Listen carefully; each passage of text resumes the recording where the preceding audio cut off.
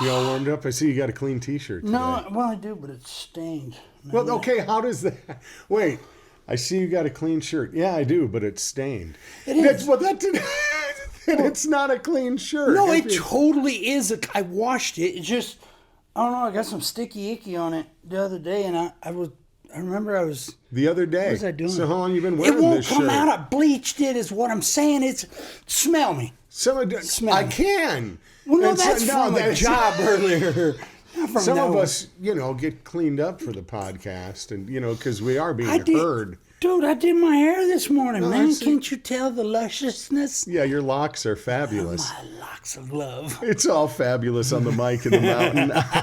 I'm Brian Gary. Scott Cisco. Welcome, and thank you for joining us today. I as usual, I have no idea what the hell is going to happen over the next few minutes. But I do know I had to start with, I did notice a little something on your shoulder there, and just had to point out, for those who aren't watching the video, that if Scott sounds a little different, there's just a little stain on his left shoulder. Oh, it's covered with the hair now. Very nice. With hair, yeah. So are you at peace in the moment? No, I am not, man. This freaking smoke. Oh, we're getting inundated. Wildfires all across the country. I mean, this drought is affecting the whole United States. It is. And there is fire danger everywhere. Here in Colorado, where we are, absolutely intense. I believe we have what is called the second largest wildfire in the history of Colorado burning I heard right about now. That. But it is... I mean, we talked last week about hanging out hams and stuff and joking a bit, but crap ain't funny no more. No. Listen, I'm an asthmatic, and I know other people on the Front Range here and throughout the U.S., man. People have some problems, and, I'm not worried about the other issues at hand, the COVID, the mask. I'm wearing the mask now for the smoke. I mean, this is serious for me. I mean, I'm wearing it anyway, but, boy, if you hear me clear my throat through this, I apologize, man. I mean, it is heavy out there. It is very, very thick. There's no question about it. But it's been lingering, and I think what most people do when they see, tons of thick smoke, and this is a mountain fire, I think what most sane people do is gather the family together and say, let's go to the mountains for a weekend. Oh, yeah. No, which is what you just did, which to me, from the Don't outside looking in, doesn't make any sense whatsoever. Yeah, that kind of came into my head, but I just thought I'd let it play out, and I want to know how the trip went. And that's went. a common question you ask yourself if you know me on most things I do is, what, are you ignorant? Oh, I mean, yeah. Yeah, you can James. phrase it that way, or what the hell is he thinking? Yeah, there's that. And then it works itself out, and that was what he was thinking. Well, yeah, and I wasn't thinking. That's right. Listen, I can't take credit for that. I mean, that was pure coincidence that it worked out. Totally, man. It just somehow pans out with me. I'm still alive. I'm the Bionic Man. I'm electrified. I'm going to be a Marvel movie someday with all the accidents. Well, between all the accidents and being a married father with 2 young children. Yes. Who you just went on a little weekend excursion weekend excursion up to Silverthorne, where I was thinking the same thing. We're going to die. Yeah, going into the smoke. I mean, it is directly south of the Williams Fork Fire. I believe is the right one, the Williams Fork Fire. It is directly south of there. And I thought for sure, the only thing I was thinking, because knowing Colorado and where we're at, I thought we always get our winds typically from the northwest. They're blowing southeast. So if you put it in retrospect of where it is on the map, I'm thinking, well, good Lord willing, man, we're going to avoid most of the smoke. And you know what? We did. Really? It was foggy, smoky, but I'm not kidding you. It was nothing like down here on the flats, man. It's weird. You can taste the fire down here. Yes. You can taste it. No, yeah. I went up to Estes Park, beautiful place here in Colorado, which anybody who visits Colorado, if they come to see us here, we say we have to take you up to Estes Park. It's just such a beautiful drive and a beautiful area. Well, it's not far away. No, it's just, an hour or so up the mountain. Yeah. And my wife was camping up there, so we thought we'd go up and have lunch with her at her campsite and go and see her. And driving up, I'm like, oh, man, no way. This is the dumbest idea we've had driving into the... And for me to say dumbest idea I've had is there's a lot of competition for that. We'll have to do a comparison one of these days. Oh, Lord. Yeah. the fact that we're even here breathing is incredible. Breathing. Oh, yeah. I need to be Aquaman. Went up there, and I got to share with you, this was my wife's relaxing camping trip. I'm going to pull up her messages. Okay. Because she was staying at a KOA campground up in Estes Park. All right, and they're getting set. They've got their spot reserved, and it's just off the highway. Right. And you never, KOA campground's nice. They're RVing. They're doing that kind of thing. But she sent me a picture of her site and said, "Zoom in and tell me how many things you see wrong with this picture." Really? And I started zooming in, and I'm going, well, that tree seems a little close to the fire, and that. She goes, no, you're missing it. She said, that's Highway 34 and stores across the way.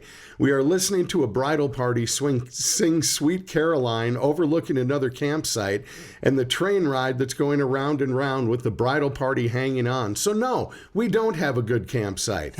And as we were backing the camper into the site, the puppy crapped in the cup holder in the console between us. No way. I'm about to puke, as did the guy helping us back in. He could smell it through the window. Oh, great. Now we're in Margaritaville. That was Oh my! That's a serious deal, man. There's no place to camp. That's the point I was kind of getting to. There are two completely different types of camping. Right. There's what they do, what some call glamping, where they've got the big pull along, where they go and they park and they've got the air conditioning and they've got the microwave, they got all that stuff going in there. And then there's camping, where you find a place away from like these guys. Right outside their window, the camper next to them has their tables shut up right against there to where you look right out at people. For me and my idea of getting away, that ain't it. No, but not knocking these people, man. No. People I'm just saying, get for away. me, I get the lifestyle, man. We understand. We got to get away. I appreciate it. I love your sense of adventure and you get out there. I'm just saying, for me, for sure, getting away means getting away from people. Right. No, I agree with you. But did you guys camp? Or did you guys go stay in a resort? Or what did you guys do? No, it's a little more the glam camping. You were glamping as well? Glamping, glamping. I was glamping. No, we stayed in a condo. We get these condos up there. I think it's like Airbnb or Airbnb, whatever that is. Yeah. We do this at the mines when we work up there, because we work up there in the spring and fall for wildlife control. And so we stayed in one of these and it was really cool, man. It was really cool. I took up a family member, and our first day there, we decided we rented a boat, and I was going to take them. So my sister and her two girls had never been up there, and thought it'd be really cool to take them, give them an experience. And it was really cool for me because being up there and being able to enjoy it and not have to work. Oh, yeah. That was a whole different feeling, man. So I took lots of naps and really enjoyed it. But I got to tell you about the boat ride. Oh, please do. It sounds like something might have not been right on the boat ride. Well, no, it went really well. We got out there, this really cool pimped out pontoon boat, man.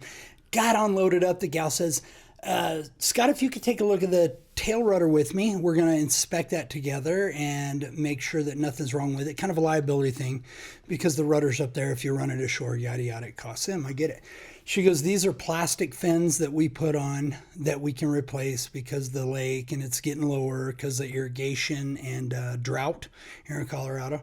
And we inspect it, and there's diggers on it, nothing big. I'm like, yeah, it looks good from my side. Yeah. And she's like, okay, good. She signs off, and then we head out, and man, it was beautiful. It was just stellar. We parked out in the middle of Lake Dillon, and the water was just surreal. We all got a little bit of sunburn, and it was cool. We went back, and 2 hours later, and we parked the boat, and the gal comes out, and she's inspecting. She goes, ooh, you hit something. I'm like, huh? I looked down at these little plastic fins for rudders, and I said, no, I didn't hit anything. She goes, well, look at that big old digger out of that little plastic fin. I'm like, yeah, I see that, but it was dinged up before we went out. And she goes, well, So we charge per fin. It's like $29 per fin. This is a little marketing ploy. Well, my sister, God love her. Was this one that your sister was named? No, thank God. Okay. Thank God, because it had been a similar situation, just there would have been blood. Okay. Yeah. So my sister overhears this going on. She's like, oh, hell no. No, listen, we didn't hit I don't know what kind of bull you sons are trying to pull, but I'm telling you right now, my brother was driving. We didn't hit a damn thing. And I'm like, oh, God, I forgot. My sister's on the boat. My sister's on the boat. And so right away, I start funneling off. I'm like, I'll deal with this, but I can't deal with this with her. And she is letting this poor gal have it. I mean, and I'm like, come on, let's go. And we get up to the front, and my sister goes, I'm taking the kids' bathroom. I'm so mad right now. I'm going to talk to her when she comes back. You just wait. If she comes back, I need to talk to her. I'm like, go to the bathroom. Thank God the gal come out while my sister was in the bathroom. And the gal's like, Mr. Cisco, I hear there's a problem. I said, yeah, but it's probably not as big a problem as you think. I understand the tail fin, but here's where I have to help you understand is we inspected that and it was dinged up prior to, which you were there with me. However, we don't know the structural integrity of that plastic that's on those fins. And we don't know if there was a microfracture or something along them lines that was in there, perhaps because we couldn't see it. So for you to be able to charge me for this, that's totally unacceptable. And she's like, oh, well, yeah, since you put it that way, yeah, you're probably right. And so I didn't get charged that. And I says, and by the way, I do have to apologize for my sister and what happened down there. I know your lady was on the radio down there and telling you. She was, yeah. I said, my sister's got Tourette's. So just understand. And she don't, but she just kind of that way. You were trying to explain away the verbiage. I was trying to cover every situation that was going on. I just wanted a peaceful boat ride, man. And so I told my sister later, she goes, what the hell did she say? Well, we got it figured out. No, what'd you say? I said, well, Kelly, I may or may not have told her you have Tourette's. Dude, she lost it laughing her ass off in the back of the car. There was no other way to cover this, man. But I told her later on, I said, that's what's wrong with this world. She got off the social media because she can't take it. She loses. She picks fights. Anybody says one thing and tries to discuss, she loses it. I respect her for getting off of that stuff and staying out of it. If you can't handle it or you don't want to deal with it, stay out of it. Stay out of it. Because the way you want to take it and the way others are taking it that we're seeing on TV and the news today, not cool. Man, we got to communicate. We got to sit down with some dialect, with some educated knowledge and converse and come up with a solution to the things that are at hand in today's issues. You bring up a great point because, I mean, Facebook essentially has turned into bitch book. It has, which is man. where it's everybody has an opinion. They used to say, like, opinions are like buttholes. Everyone has one. You're right. Okay, but Facebook book makes it possible for you to hear everyone's opinions. There's no place where I have to see everyone's butthole. All right, but Facebook has turned into that verbally. We're seeing it. And what gets me is the people who go on there just to throw things out, just to stir up the pot. My thing is, if what you're going to say or write can be followed with the words, I said to myself, don't post it. Right. Because so many of it are things that you can think to yourself or whatnot.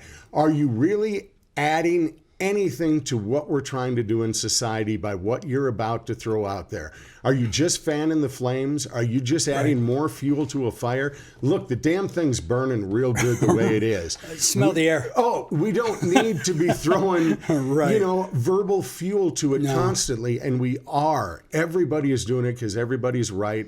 But nobody can sway one way or the other. it gets really, really hard mentally for people to do that, which is why it is so important to check out. Right. Check out for a bit. Absolutely. Turn it off. If you're constantly going on and it affects your mood. It used to be that you would get up, you'd drive to work, you'd come home at the end of the day, and you might have encountered 15 to 16 people. You know, that you saw throughout your day and only encountered their energies, their opinions, or their verbiage. Right. The minute you sign on Facebook, you are inundated with thousands of people's energy and opinions, which is a lot to handle. Right. It's a lot. It used to be you'd get behind somebody and you'd read the bumper stickers on their car and you'd go, I know way too much about you already. Right. And now if well, Facebook and then you could just run them off the road. Well, exactly. Sorry about your honor school student at Franklin Middle School. You know, that's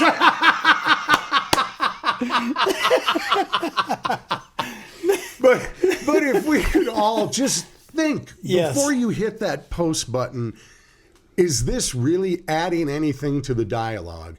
Because there is not a single human being on this planet who has ever flipped through social media and go, you know, nothing made sense to me until I saw that meme of Donald Trump. And now it all makes sense. Oh, boom, revelation. Baby. Thank God for that post. Right. Thank you for putting that up, Derek. You just saved me. Oh, my God. Now, to my sister's defense, though, she doesn't post those things that I've read, but she reacts. And we've talked, I specifically have talked to James about some, and we've seen them on our stuff, some, you know, comments made.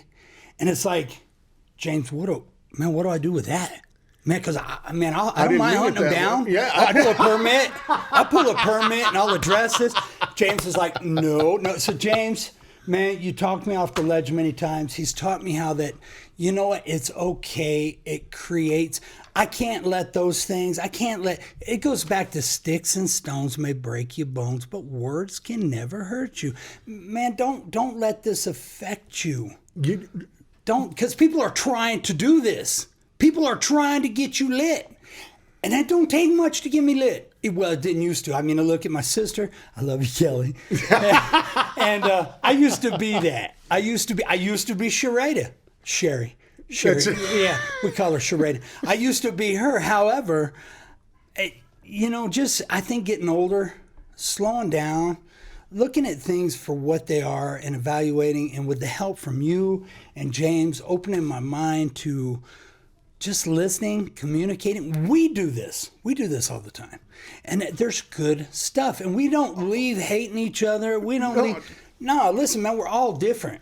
We're all different. That's the beautiful thing about this world, is if we can work together like the three of us work together, bro, it's going to be a whole different place, man. Man, that's such a strong point, Scott, because you look at just within, there's three of us here. You know, it's Scott and me and James. All right. And you have three completely different views on things. You know, we don't get into politics on the show, but we do amongst each other and we'll chat. Yeah. And we have our views are different. Well, yeah, no, totally. They're completely different. They're ones that in today's society, it's that abnormality of, wow, that's a mixed friendship. Right, yeah, wait a minute. No, but it can be so beautiful. Well, no, you can't like him and you not like him and get along. Well, he supports him. Well, how dare you? Yeah, I guess now that I know how you feel, we're going to have to end this. I'm going to unfriend you. That's it, because you don't agree with the same thing I do. Right. Yeah, that's and that's that, man. That is a great point, because listen, I so many times compare politics and things like that to nature, because that's my background. You do it from your background and everything you've done in 30 years of radio and communication and country music and the artists, and James has got it from the new age perspective. And when you can bring this together and communicate it, you can look at what you've dealt with, but you can also compare it to nature. And then you can also look at his perspective of what do we do in the new age to help them understand. Because I'll tell you right now, from my perspective, brother, we are as big a part of nature as anything I have ever seen in my life when I compare us to animals. I mean, that's just the cold hard truth, man. That is the cold, hard truth. No, and they seem to be doing a better job of figuring things out. We talked about on the last podcast that the snakes have a treaty. Right. When they go into into their den, like Scott had said, they raise their tails. They all take the pledge. While we're in here, we're not going to eat each other. We're all trying to get to the same thing. Right. Look, while we're sitting here on this country in this lifetime, the only one we've got, let's quit trying to eat each other. Right, for sure. Seriously. Let the bears do that. Well, let's talk about the bears. I got so many people coming up to me going, dude, what is the deal with all the bears up here in the high country? Dude, they're overpopulating, they're getting crazy. No, none of that's true. You know what's true? COVID hit and everybody headed to the mountains. Now we flooded the mountains with humans, two-legged wildlife. And they're seeing more bears. They're experiencing more bears because people don't know what to do at their campsite. Keep your garbage put up. Keep your coolers put up. Keep your things cleaned up, man. We talked about this in Walden in the sand dunes. With everybody that's getting away to the mountains, and I get it, man. People got to get away. But dude, respect wildlife. And utilize the education that's out there with the internet. I mean, James, he says, why go to college? You can Google it all. You can YouTube Between it all. Google and YouTube, you can figure out how to do anything. Right, man. Yeah. Let's take care of our resource because we're destroying this here in the city. We don't need to destroy that out there. Let's keep this. Let's educate, understand, and respect. Come on, man. No, come on. Absolutely. And, you talk about the amount of people who are camping, who are getting outdoors. With recreation that most people are used to, being gathering for concerts, for those kind of things, right. Put on the back burner, people have discovered they're trying to get to the outdoors. Well, finding an open place in the outdoors, because everybody is doing that, getting more and more difficult. Now, it brings up a question I'm curious about, Scott, is, I'm going to be a first-time hunter this year. Yes, you are. All right, I've got my card. It's going to be a first time, but I am not alone. There are probably going to be more first-time adult hunters out trying to do something that has never been done before. Right. This year.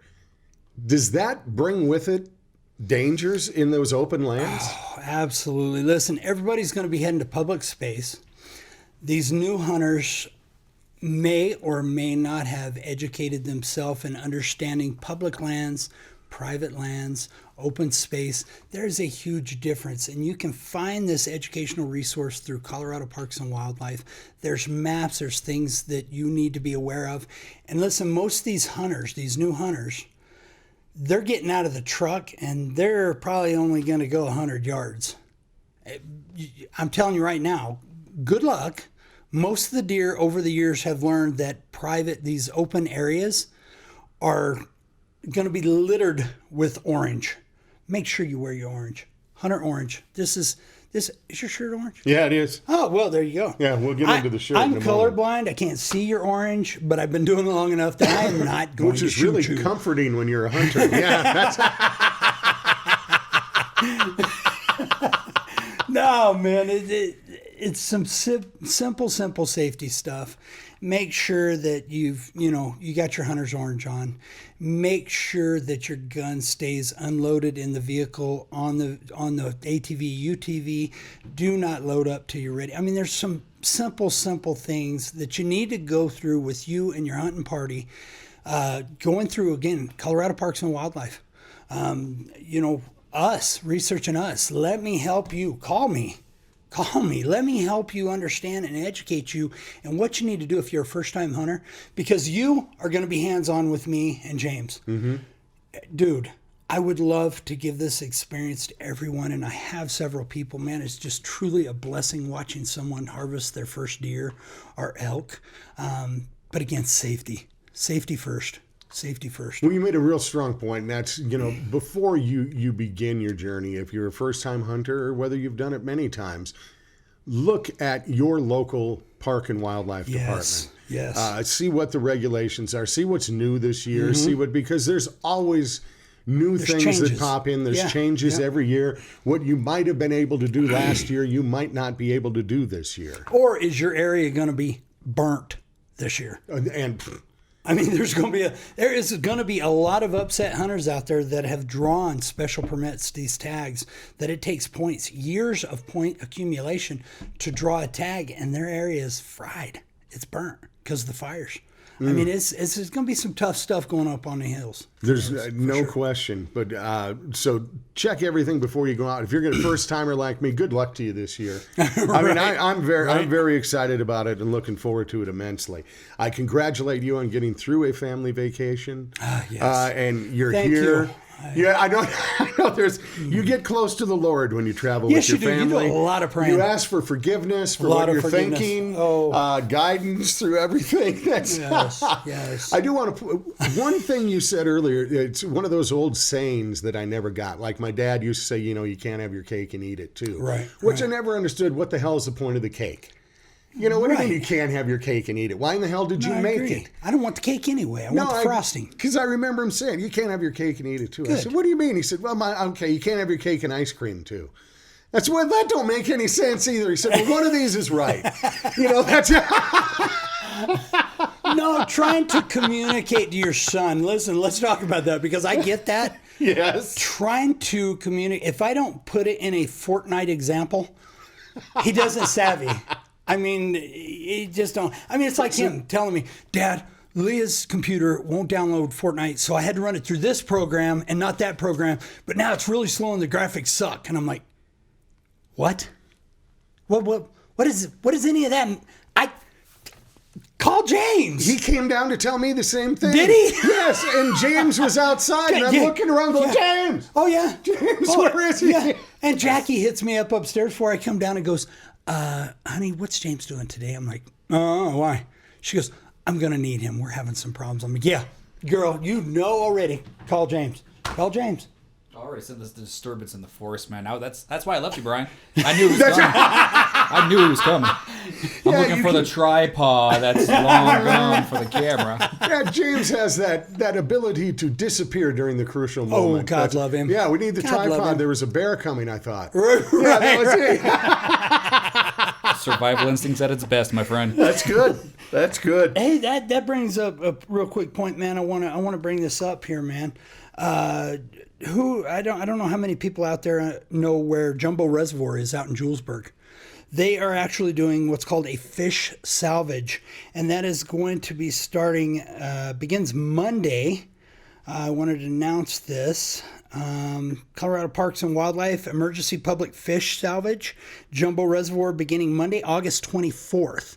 You still have to have your valid license, but they're looking to get rid of all the fish because it's going to have a kill-off. With the drought we've had, the reservoir is resuming so low that it's going to kill off the fish. So look this up, take advantage of it. If you're a fisherman or you like to eat fish, here's a great opportunity to go to Jumbo Reservoir and utilize this. This way, again, this is conservation. We are going to utilize those fish. The division has seen this, open it up for fishermen. Again, look at the regs. Keep your four-wheelers, your trucks off the bank of the lake. Everybody's going to want to drive down in there because the lake is recessed so far. Stay off of that. Follow the rules and regulations, but a great opportunity to get out and do some fishing and, help us out with conservation. I don't know why that put into my mind a story of when I was a kid. Oh, dude, lay it on me. No, man. it was one of the most traumatic times that I tried to run away. Because always, my parents were, you keep me under these rules, that kind of thing. And I think I was 5 or 6 at the time, and I already couldn't stand the tyranny. I remember asking Mom I asked Mom for a cookie after dinner, and she had the gall to say no. How dare she? Yeah. So that was it. I was running away. So I've had enough. Dude, I went and I got my little green suitcase. Yeah? And I packed my sleeping underwear and my baseball cards. Are you serious? And I grabbed my little Zebco rod. All right? And I got on my bicycle. I had everything I needed. I had my sleeping underwear, I had my baseball cards, and I had a fishing pole. Absolutely. So I get on my bike and I'm riding away. This is it. Bye, folks. I'm out. I'm riding down the dirt road away from my cookie. home. Oh, look, hey. No, I get it. Hey. I just wanted to clarify. Just so you know, it wasn't over nothing. There was a cookie. I get it. Okay, here's what my brilliant parents did. After I had left and had pedaled for several minutes, I don't know, I'm sure I had gotten a good half mile away. Oh, yeah. Here comes Mom and Dad and my brother in the car, slowly driving by me.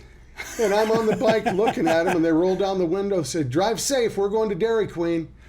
No. Oh, dude, really? Oh, it just. Why would they do that? Because I was a dumbass. Well, and yeah, it taught me a very valuable lesson. For the love, man. That was it. I went Dairy back Queen. home. Yeah, I bet you did. I got no Dairy Queen. No, they did not. Oh, of course not. No, they did not. Look, Did you rate the cookies? Did you rate the cookies? Because you knew they weren't going to get you. No, Mom knows where to hide those. God, She did that. leave out Mother's Little Helper, which was that piece of baseboard that was just big enough to get your attention. Mollywop you. Yeah, and she had Mother's Little Helper written on there. And then one time they went on a trip, and me and my brother got a shovel, and we went out in the garden, and we buried Mother's Little Helper.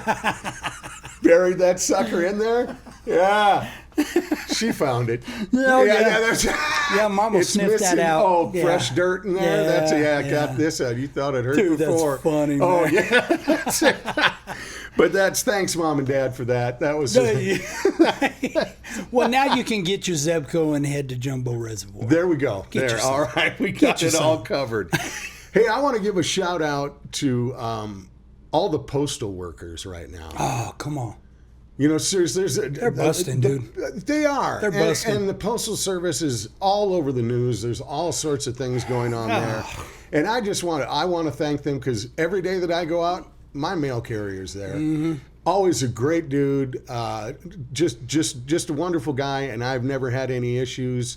Right. And I love that I can still go out there, put a stamp on something, lift that little arm, and then it's going to come and get picked up, you know. Right. So I just want to thank them and say that I am really sorry after I've been watching TV commercials for what your job now entails, because I am seeing more and more commercials for these, just poop in this box and send it to us and we'll examine it. Yeah, and I'm thinking, this is the worst thing to ever happen to mail carriers. That's it, you know, seriously. They've got to be going, no, call FedEx, let Brown do that for you. Call UPS, do something, you know. Yeah, I'm just saying. The whole poop in a box and then have them come and pick it up thing. Yeah, that's not. That don't feel right. No, so tip your mail carrier. Tip your mail carrier. Right. No, amen, man. Yeah. That reminds me, man. I went in and got this little snippety snip after our second kid. You know, the little snipperoo. I'm scared that this led to something. Please go on. Yeah, and well. They want you to test afterwards to make sure everything's, you know, coming out with no tails. Yes. And, you know, they're no longer swimming upstream. They're just floating. Just floaters. They're on a tube and they're bobbing downstream. Okay.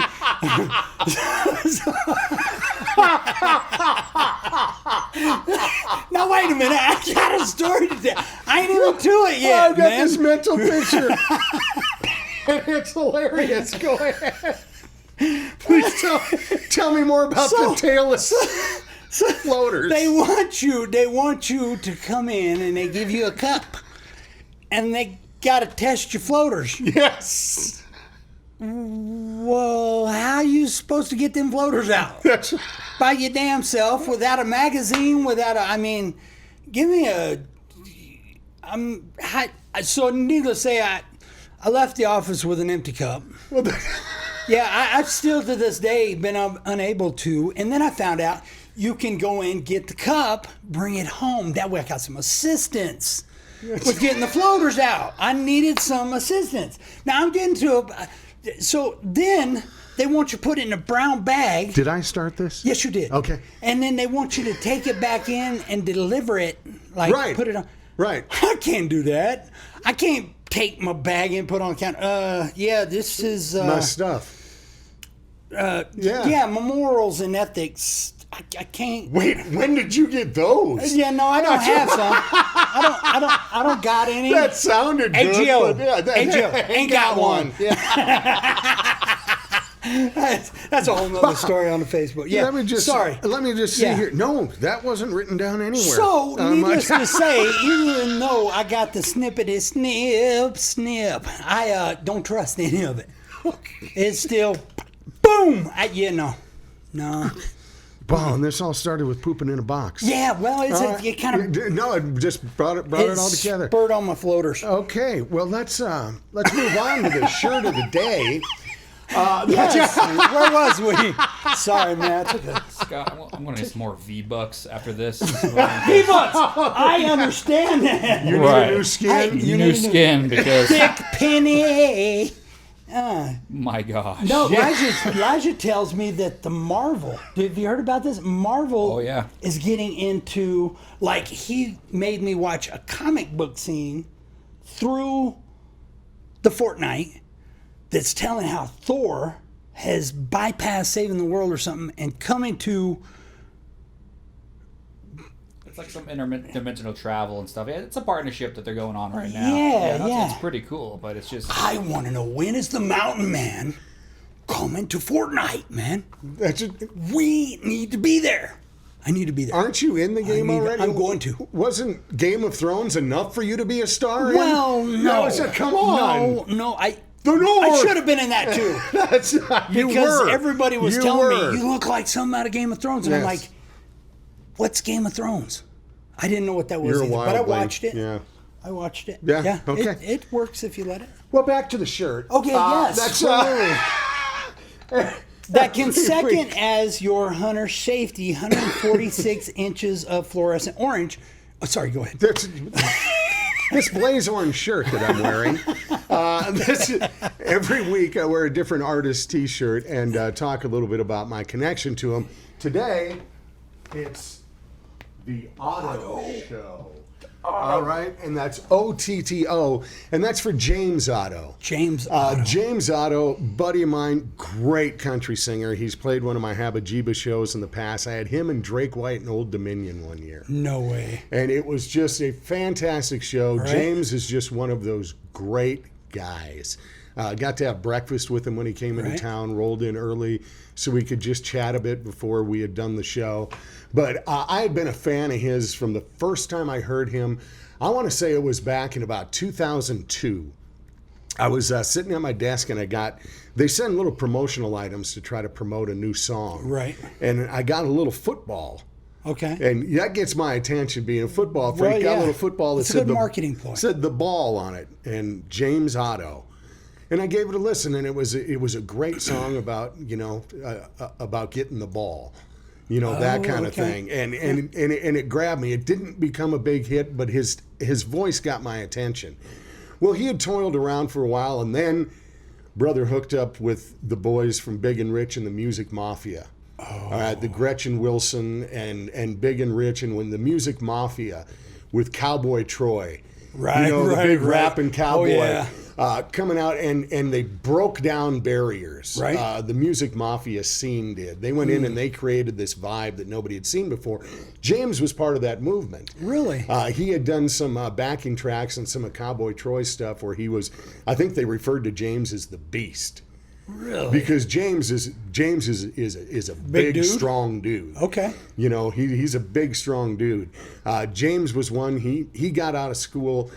He was introduced to music at a really early age. I know that family and that kind of thing turned him on to picking guitar and playing other instruments. But he went away after school and went and God bless him, he joined the United States Navy. Okay. And James went off and served our country much like his heritage had done. It was in his blood that he was going to go serve the country. And I have the greatest respect for him for doing that. Okay. So hats off to James for that. But hats off to him for continuing this career then. After he got hooked up with the Music Mafia, around 2007, he came out with this single called Just Started Loving You. Baby, I just got started loving you. You don't have to go now, darling, come and say. His voice is Come back and let me love you, baby. Girl, I just got started loving you. You know that song? I do know that song. Okay, it's soulful country. Okay, yeah. He's got soul. And that song went on to be the record of the year in 2008. Really? It was the most played song in country radio that year. James just blew me away because I hadn't heard that kind of soulful delivery before. Then he followed it up with songs like Soldiers and Jesus. Oh, You know? yeah. The only two who have ever died for me are Soldiers and Jesus. Yes, man. You know, that's okay. Now you're feeling it now, aren't you? Yes, I know. Yes. See, if I turn you on to some more of his music, and please go to wherever you get music, look up James Otto, Otto. Look up his entire catalog, because if you like your country with some soul in it, he had a hit called Groovy Little Summer Song that I just love. One of my favorites was called Since You Brought It Up. Since you brought it up, why don't you bring it over? Oh. It's just, I mean, you're going to be snapping your fingers, you're going to be digging it, and he can rip your heart out with a love song. Brother also wrote No Hurry, which became a big hit for Zac Brown Band. And if you remember, one of the most patriotic, red, white, and blue flying, God bless those who have served songs, was In Color, a song that he did with Jamie Johnson. Jamie Johnson had a big hit with it. James was a co-writer of In Color. James does this song in concert too and tells a story about patriotism and his, coming from the line that he did and serving the country and what that flag meant. Right. And sang In Color on stage. That was why I brought him to the Habajiba show for that moment. Yeah. I wanted to hear that and hear him sing Purple Rain, which he does really well too. Wait a minute. You threw me way off there. He lived up north too. He lived Minnesota, North Dakota boy too. Another reason that we connect. He's a big Minnesota Viking fan. There you go. Okay. But check out James Otto. Check out his music. Check out his show. He's got 2 shows going right now. One is called The Otto Show, which he does on Facebook every Wednesday night at 6:30. Really? 6:30 Mountain Time, 7:30 Central. He jumps on, does a Facebook show. He'll have guests on there. No way. But you can just listen to that soulful voice. He'll sit there with the guitar and rip out a couple numbers and have people on and talk. And you'll get a feel for what a great guy. Yes. We need that today. We need those outlets like this outlet. If you're watching, I'm sorry. I hope we're making you laugh, but I just don't understand why a couple knuckleheads but people need this. Oh, they do. People need this, man. We need these outlets. They do. These good, soulful outlets. And check out the Otto Show for that. And also see another side of him. Right now on Netflix is a show called DeMarcus Family Rules. Yeah. And that is Jay DeMarcus, who is 1/3 of Rascal Flatts. Okay. All right. It was Gary, Joe Don, and Jay. Okay. And Jay happens to be married to James Otto's wife's sister. No way. The two of them, Jay and James, married sisters. Really? So this little Nashville connection where both these gals marry these great musical artists. Yeah. Okay. So in the show, DeMarcus Family Rules, you see a different side of Jay DeMarcus. And dude is just off the hook hilarious. Right. He ain't wired right. He's just like us. God love him. And then you find James, there's one episode they try to set up a camping trip, and James gets the tent set up, and Jay ain't having too much luck with this. But just sitting around the campfire and that kind of thing, and James has his beautiful family in the show. But check out DeMarcus Family Rules and see a different side of Jay DeMarcus, who you've loved forever on Rascal Flats. Right. And check out James Otto, who's in the show as well. And it's cool how they keep it all in the family. I feel like we need to hook up with James. James is into truck racing. He is into restoring automobiles. He is, he's right with us. Oh, we need to take him up to the mountain. Oh, we do. We totally need to get James. James, shout out to you, man. Get with us. Let's go some places. And James, forgive me for the story I'm about to tell, but this is my favorite story that came out of... You got some dirt? Oh. You got some dirt? You got the dirty? We did the dirty? We did the Habajiba show, right? Okay, all right. And during the Habajiba show, I would put country artists against each other in a game called Redneck Family Feud. I remember that. All right? And it was... James Otto was captaining a team with Drake White and a couple others, and then it was Old Dominion was the other team that they were taking on. And we were playing for the big trophy, which was a long log of summer sausage. All right, not just a little. I spared no expense. I was there for that one. Okay, I totally remember playing that. for a big log of sausage. All right. Yeah.